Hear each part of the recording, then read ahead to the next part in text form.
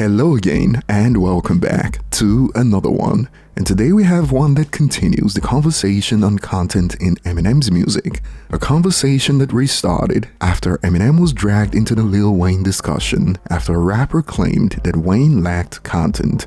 And today we also have more on the aftermath of the battle between Eminem and MGK from some Hollywood stars, and we also got to hear from the game on if J. Cole could still claim to be the best of the big three. And starting with Detroit rapper 42 Dugg, he recently revealed his Mount Rushmore of Detroit rappers. Who's on your Mount Rushmore of Detroit rappers? PZ Ray, the Dope Boy as a group, Blade Icewood. Shout out to Blade Icewood. I met his son. Yep, Blade Icewood. The Cheddar Boys. So all them the ones. Yo, Eminem, of course. Eminem. Yeah. Have you met Eminem yet? I met him back when I was young, but not since I've been rapping.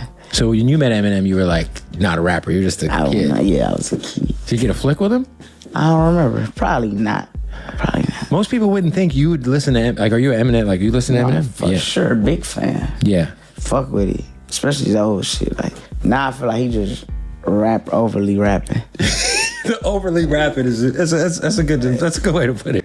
And the timing is crazy because recently, Joe Budden was out here defending Eminem over the content argument, and they are leaning to the same point that new Eminem does a lot of rapping to show that he's the best rapper over content. And some of you don't like this narrative, as we saw takes like these under our last video. This whole discourse about Eminem not making deep songs in the latter part of his career is just people being intentionally ignorant.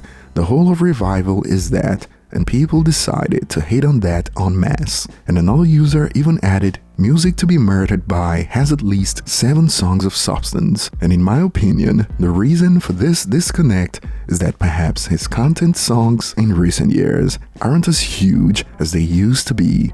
For instance, Stan was a #1 song in multiple countries. Mockingbird is still huge. Now compare those to Darkness, and it is, quote, relatively unknown, even compared to the likes of Godzilla. So perhaps this is what drives the narrative. And even though Lace It currently has over 140 million streams on Spotify, these numbers aren't huge enough for casuals to know better. Yeah, it's like he just, but back then when he had that, not saying he don't got no substance now, but back then when he was going through that shit, like that Stan and 8 Mile. Man, that boy right there was different. Like, did y'all watch 8 Mile as kids and be like, We didn't understand it.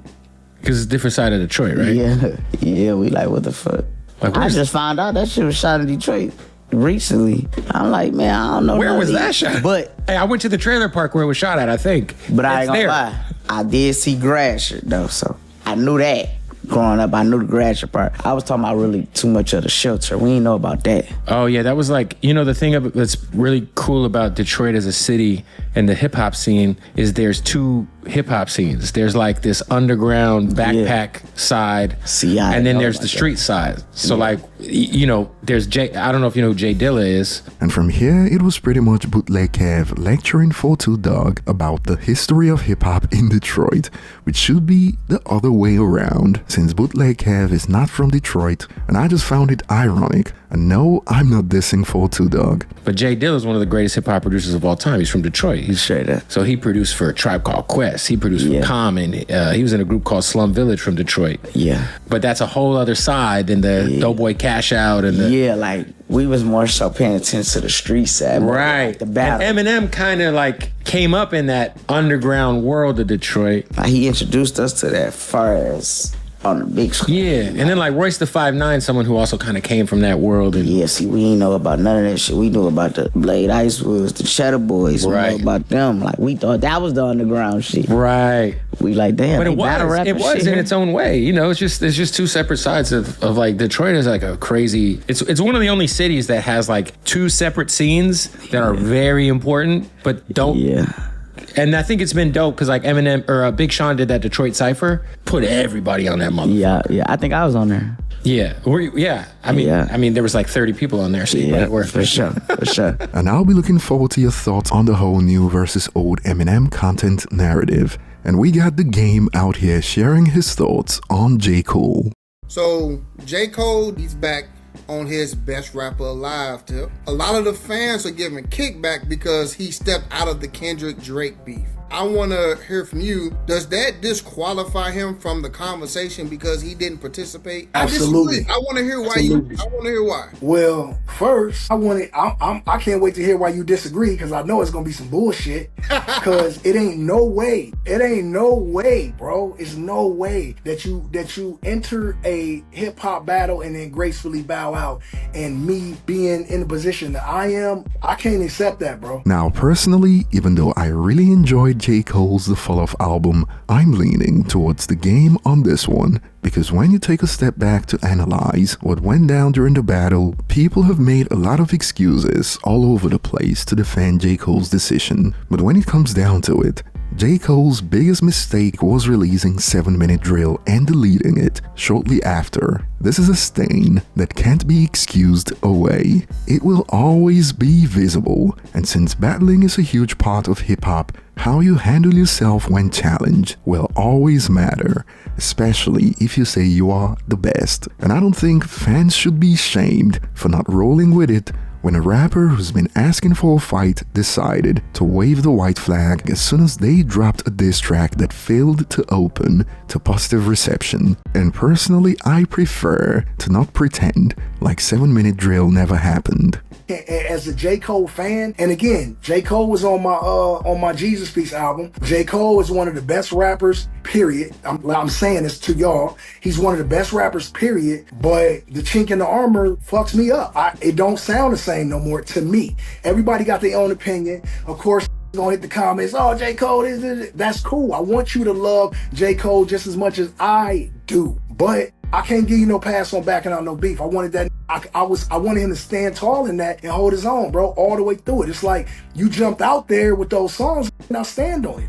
So the reason why I don't think it disqualified him, because this is my perception of what they thought was happening there, at least from J. Cole's point of view. Because he's cool with Kendrick and he's also cool with Drake. Like, I think at the beginning it was gonna be some who's the best rapper from our generation. But when you got Kendrick calling a dude you cool with pedophiles, and then Drake is telling somebody you cool with, the kid ain't yours and you a woman beater. Now, this is revisionist history, because none of that had happened before J. Cole dropped 7-Minute Drill. And if J. Cole believed that things were gonna get too hot to handle, then why did he bother releasing 7-Minute Drill in the first place? And I witnessed in real time what went down on social media when this happened.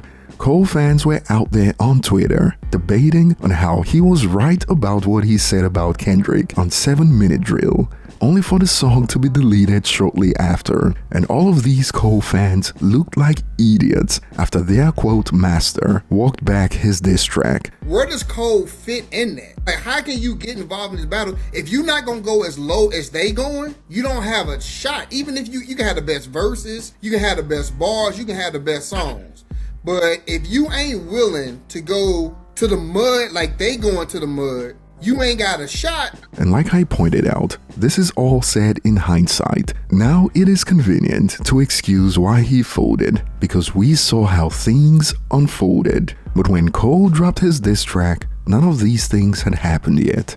Yeah, try that. I think once you broke down your description, you made it worse for the, because you're saying that he can't get down and get dirty with him. That's like saying Common couldn't go at Ice Cube, but he did. But see, but he ain't no gangster, but he did.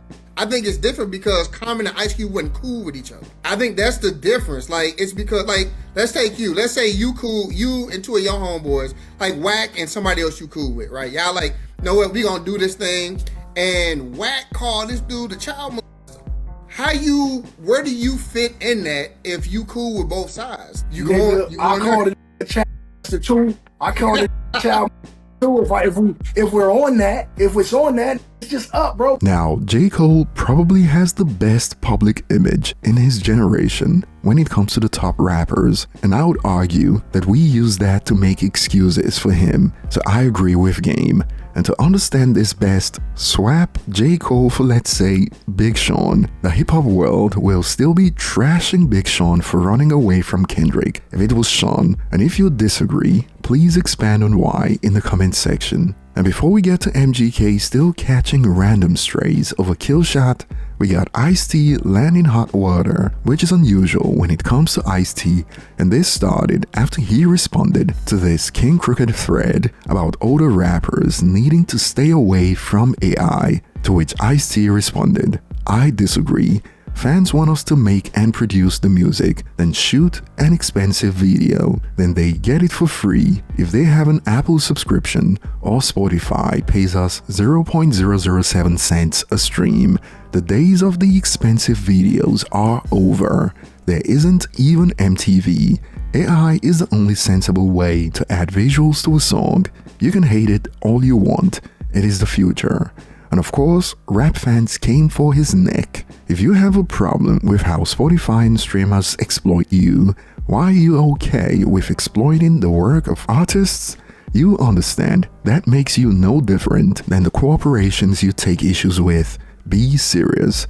And in response to the post, AI has no place being used in arts, Ice-T reacted. People had the same problem. With drum machines and synthesizers, hip-hop would not exist without tech. And he kept going after a user reacted with, "Hell dude, by that logic, actors are expensive as hell. We should just use AI for their likeness and voice and lower the price of subscription services across the board." To which he responded, "I honestly believe we may be the last generation of real actors.